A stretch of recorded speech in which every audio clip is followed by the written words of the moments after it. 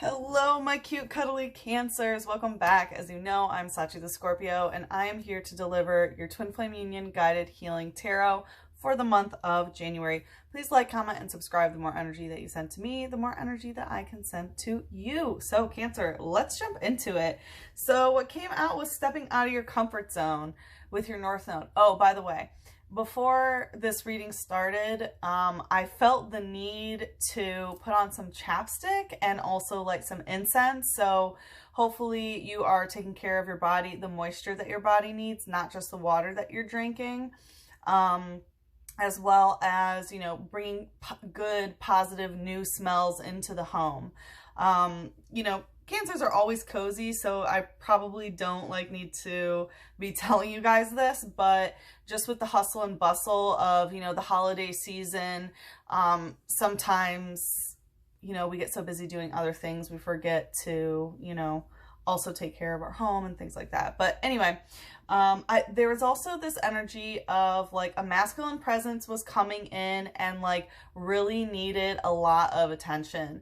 And I heard like spirit say like, okay, but I'm not your mother. Like they really want in a mothering way, which of course will come to Cancers, being the great mother and the divine feminine of the zodiac. But yeah, okay. So anyway, let's get started. We had North Node step out of your comfort zone. So it looks like right now what is being cleansed, you are really going into new terrain. There's a lot of new things around you that you have decided to, like it feels like you're already stepping out of your comfort zone. It does say step out of your comfort zone, but it feels more like to continue to step out of it more so. You know, North Node is your soul mission, so check where North Node is in your natal chart and see what is happening there. Right now, North Node is in Gemini for all of humanity, right in our solar system. So people with North Node and Gemini are especially heavily activated. So then we had the Six of Cups come out, okay? And the Six of Cups has come out for Aries and Scorpio so far. And, you know, Six of Cups can mean someone coming back from the past. I mean, this is definitely not a new person, at least it doesn't feel like it. But Six of Cups, you know, talks about emotional fulfillment through lineage. So that's either, you know, you feeling like satisfactory or whatever through the relationship that you have with your own parents and being fulfilled with that, or the emotional fulfillment through bearing children. So this could be, you know, either someone you have a child with, someone you're considering to have a child with, or a relationship with parents, or someone who is a little bit of a child, as I was kind of feeling that they want this, you know, sort of innocent love. Like Six of Cups is love, like the purest love, right? But it is still a little bit on the childish end. It's like they want this, but it feels like, okay, mommy sort of situation. Yeah, I forgot all these came out. Lots of cups, lots of cups. So definitely make sure that you are drinking water, staying away from liquids that are not good for you, especially with the holidays, you know, a lot of alcohol, and it's important not to slip into those patterns. But anyway, we have the Two of Cups, so this definitely is a soulmate here. So definitely a positive soulmate, someone who you can have, you know, wish fulfillment through and give an equal exchange of emotions. And it seems like you're both in this. Like this is definitely a Six of Cups. Both people are emotionally invested, and it looks like this is expressed and not hidden. But we had the Page of Cups come out behind it, and the Page of Cups indicates that there's a little bit of, you know, like the divine feminine and divine masculine aspects of the emotional relationship is a little bit underdeveloped. Definitely on the masculine end, right, of wanting to be a child, but also when the feminine, you know, adheres to a mothering role for if it should be, you know, if you're supposed to be the child, you know, to your own parent, right, and you have to parent them, or, you know, when the divine masculine wants a mommy and the divine feminine decides to play that role instead of, you know, finding someone where that's not the case. So yeah, there is some like underdeveloped stuff here with the Page of Cups coming out. And with the Seven of Cups here, it looks like there's a lot that you're trying to manifest. Again, be careful of what you are drinking. But it looks like there's just a lot going on. It's like you have so many things in your mind. Like you've stepped out of your comfort zone. Ooh, I forgot that there was another one behind it. Hold your vision. Wow, why am I forgetting everything, Cancer? Okay.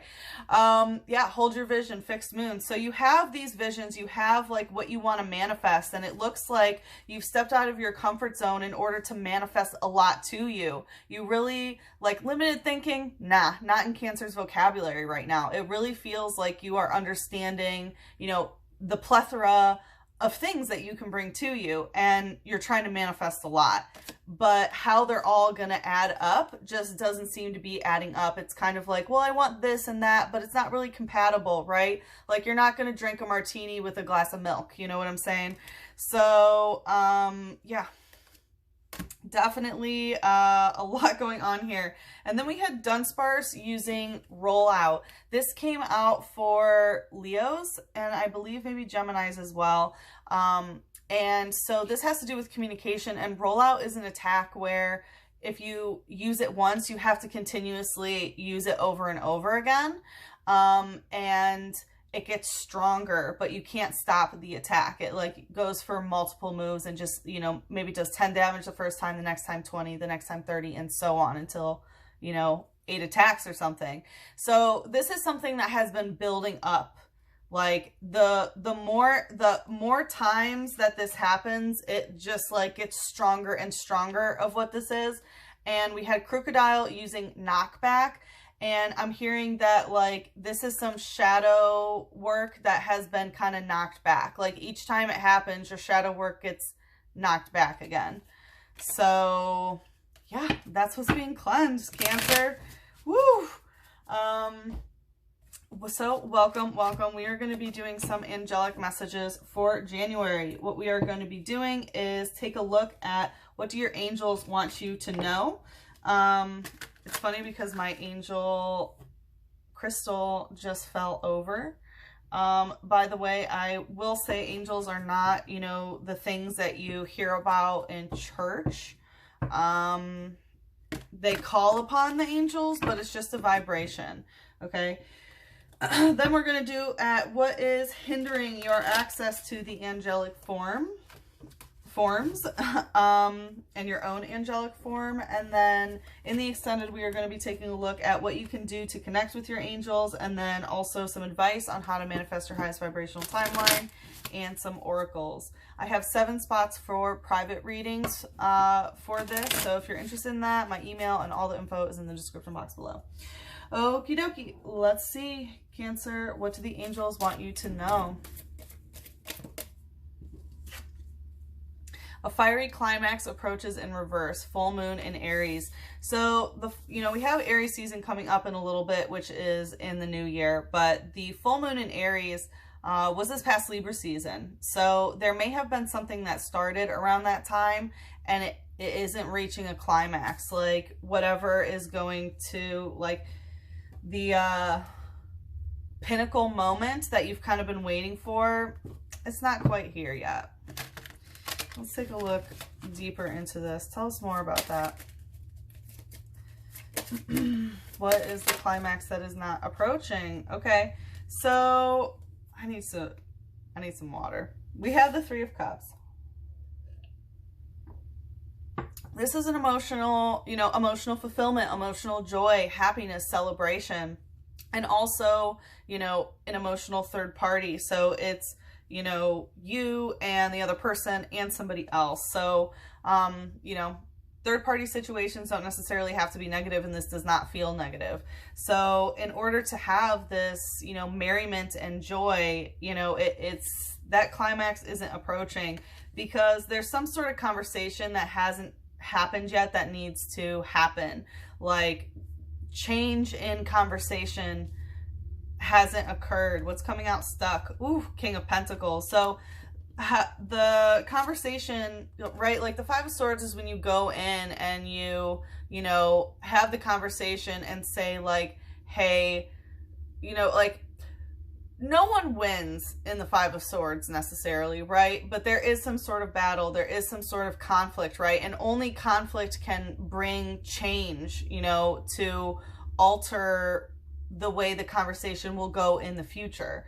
Okay, but that hasn't happened, and that's why the climax of being able to have this joy and abundance and all of that can't happen. And it looks like it really has to do with the divine masculine energies when it comes to money, housing, you know, all of that. The King of Pentacles is a very stable masculine, very, you know, physically wealthy and well-to-do. Yeah, it's how the masculine... There's some sort of conversation that needs to, that you might be waiting for a climax and it's not there. What's the, Trainer red card. Yeah, but the other person isn't going anywhere. They haven't thrown in the towel, so to speak. Well, not thrown in the towel, right? Red card is when, it's funny because red cards come out in some personal readings lately, and the, I know it came out for Leo, and I think it came out for another reading so far. But anyway, right, red card, if you like swear at the referee in a game, right, you'll get a yellow card, you know, like sit down, you know. But if you get a red card, you not only are out of the game, you have to leave the stadium. You know what I mean? Like you're ejected. So red card is like really, really bad foul. And it looks like because it's in reverse, like, you know, the other person isn't trying to, you know, leave. They don't want to leave. They don't want to go. Like, it definitely feels like something pretty solid. Like nothing that you could do will make them leave. You know, if you let them stay, is what I'm feeling. What's the shadow? They have no intention of going anywhere. We have unknown hidden power, and it's going right to the King of Pentacles. So it looks like, you know, with this masculine physical energy, like there's some sort of hidden power involved in what this masculine energy has. This is psychic type. So definitely third eye, sort of psychic connection of power that may not be known with, you know, the monetary might, so to speak, of the situation.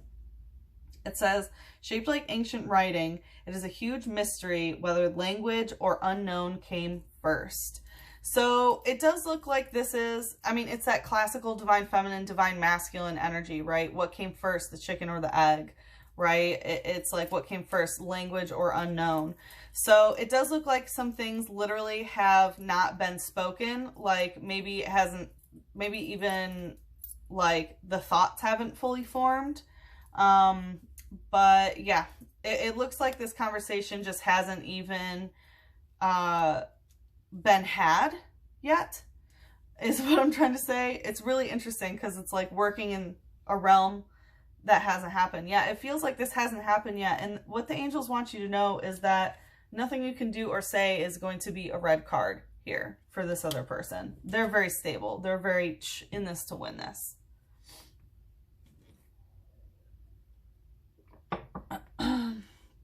Let's see what is hindering your access to the angelic realms.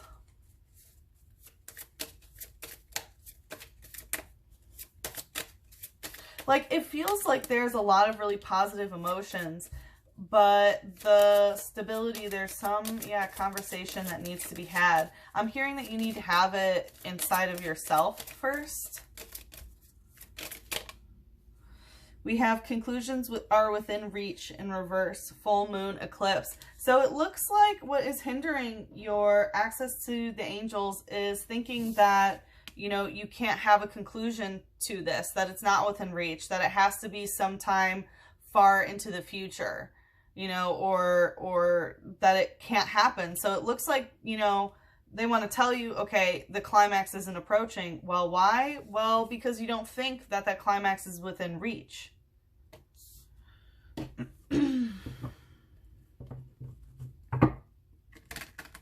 Let's see a little bit more about this.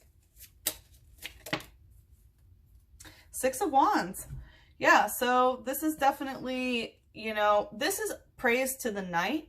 So, you know, Six of Wands does indicate how you use your love, lust, passion on a daily basis. Like what has been your routine in love and lust and, you know, even your Kundalini energy before it arises, right? And is used as creative potential. And the Six of Wands for me in this deck, like, has to do with praising the night, right? There is something to be said about praising the night, right? The knight is a valiant, like, you know, person who fights for fairness and the, you know, true love from the lady's heart, but he also leaves and you don't know if he's going to come back, right? Whether he's exploring somewhere else or because it's battle, right? And it looks like there has been this aspect of glorifying the knight rather than the king. And because of that, you're still kind of stuck in this, you know, night mode. And it's like, you know, making you feel that you can't reach that conclusion, that this situation can't be stable like the King of Pentacles, because it looks like someone is here that wants to be your King of Pentacles, but you're still praising the knight. What's the light energy here?